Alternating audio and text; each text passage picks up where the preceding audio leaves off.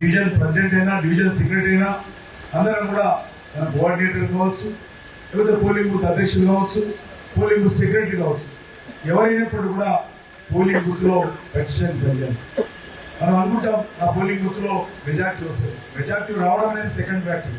First మన polling booth లో door to door campaign చేస్తున్నావా లేదా, ఓటర్ను కలుస్తున్నావా లేదా. ఎందుకంటే నరేంద్ర మోడీ గారు చెప్పారు, ఈసారి ఎలక్షన్స్ లో మీరు బహిరంగ సభలు ఎన్ని పెట్టారు లెక్క కాదు, మీరు ఎన్నిసార్లు మీ బూతులలో మన పార్టీ కార్యకర్తలు డోర్ టు డోర్ వెళ్ళి ఓటర్లను కలిస్తారనేది ప్రధానమైనటువంటి అంశం. కాబట్టి దయచేసి అందరూ కోరుతున్నాను, ఒకసారి ఎవరికి వారు ఆత్మ పరిశీలన చేస్తున్నారు. మీకు పెద్ద పేరు కూడా నేను చెప్పడం లేదు. ఈ పోలింగ్ బూత్ అంతా ఉన్నటువంటి ఆ 250 houses 300 houses door to door campaign 2 సార్లు 3 సార్లు చేయాలి.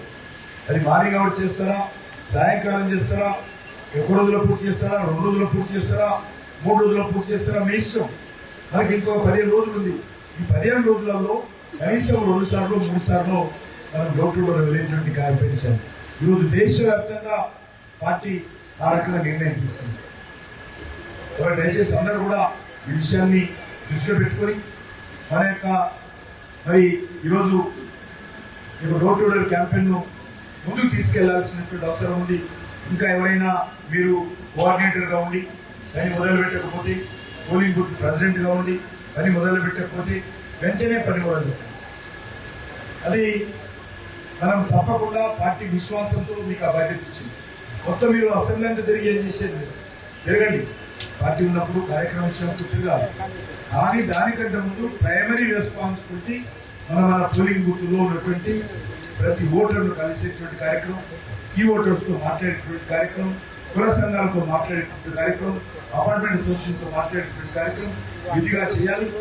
ఈరోజు మనకు తెలుసు, ఈరోజు పార్టీ ఒక పిలిపించింది, ఫిర్ ఏక్ బార్ మోడీ సర్కార్ అగిలీ బార్ 400 బార్. ఇది పార్టీ నినాదం అయినప్పుడు కూడా ఈరోజు హౌస్ హోల్డ్ నినాదం అయింది. అంటే ప్రతి ఇంట్లో ఉన్నటువంటి పసిపిల్లల నుంచి పెద్దల వరకు కూడా ఇది స్వచ్ఛందంగా నినాదం ఇస్తుంది, ఒక మాస్ నినాదంగా మారింది. కాబట్టి దయచేసి మీ అందరినీ కోరుతాను, మనం అనుకున్నట్టు ఈరోజు మనం కార్యాలయం ప్రారంభిస్తున్నాం, పూజా కార్యక్రమం చేసుకోవడం జరిగింది.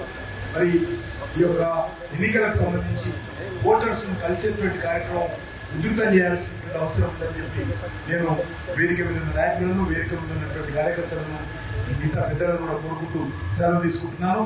భారత్ మాతాకి. ఇప్పుడు ఆపరేషన్ లేకుండానే మోకాళ్లకు ప్లాస్మా ట్రీట్మెంట్. మీ ఆర్థోపెటిక్ సమస్యలన్నిటికీ రోబోటిక్ టెక్నాలజీ ద్వారా తక్కువ ఖర్చుతో శాశ్వత పరిష్కారం. ఫ్రీ కన్సల్టేషన్, ప్రతి ట్రీట్మెంట్ పై 20% డిస్కౌంట్. ఈ ఆఫర్ కొద్ది రోజులు మాత్రమే. త్వరపడండి. V9 hospitals 9281465842.